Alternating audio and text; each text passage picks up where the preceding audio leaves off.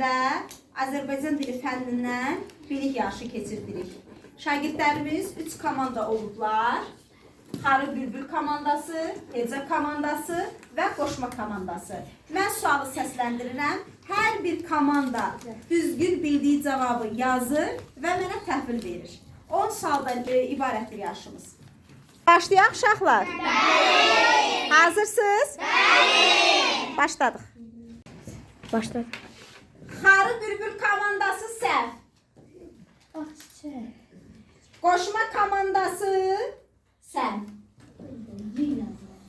Heca komandası doğru.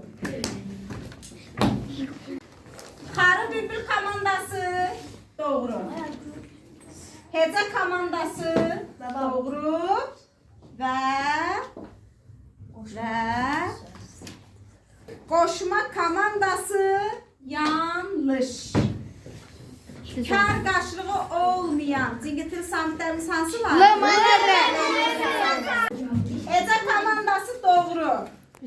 Qoşma komandası doğru, amma birini yazıbdı. Hərflərimizdə olan söz yazıbdı.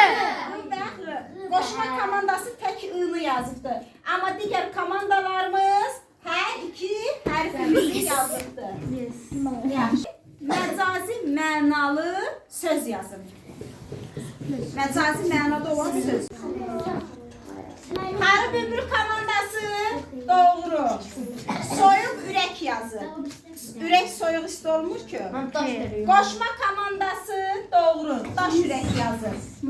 Heca komandası ağır xasiyyət. Doğrudur mu uşaqlar? Bəli. Bəli. Kitab və lakin sözlərinin hansının leksik mənası yoxdur? Lakin. Heca komandası doğru. Qoşma komandası doğru. Xarı bülbül doğru. Təbii sözü nəcür tələffüz olunur?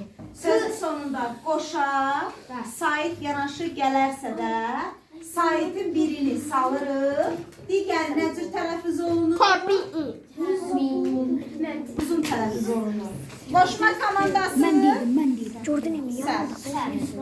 Qoşma səl. Ay Səkinə. Xarı bülbül Ay Səkinə. doğru. Səkinə, düz yazmışsın. Təbii heca komandası doğru. Xarı bülbül doğru.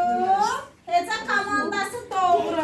Hansı samitdir? Bu samit. Düzdürmü?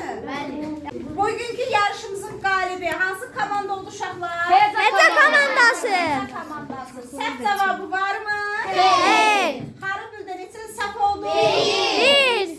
Bəs qoşma komandası? Üç. Qalib komandamızı alqışlayaq uşaqlar. Aferin. Yarışımız maraqlı, əyləncəli oldu uşaqlar.